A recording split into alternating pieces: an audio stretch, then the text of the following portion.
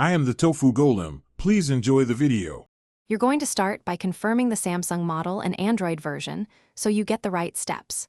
Once confirmed, make sure the phone is charged above 20%, remove any case or magnetic accessory that could block the antenna, and enable airplane mode for 10 seconds, then turn it off to reset radio hardware.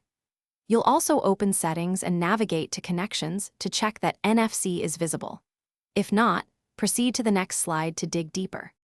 Now you'll perform deeper fixes. First, toggle NFC off, do a full reboot and toggle NFC on again. This often clears transient faults.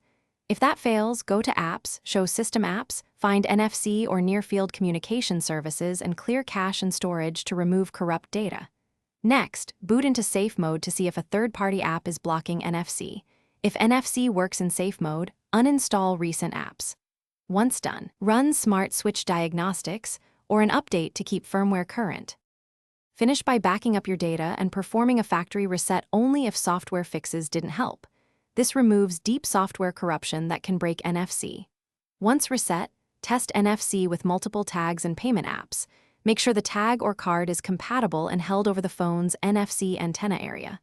If the antenna is damaged or NFC still fails, seek authorized Samsung repair. Troubleshooting tip: if intermittent, enable developer options and capture logs or contact Samsung support with the log. Those logs help technicians pinpoint hardware versus software issues. Thanks for watching. Consider subscribing if we helped you today.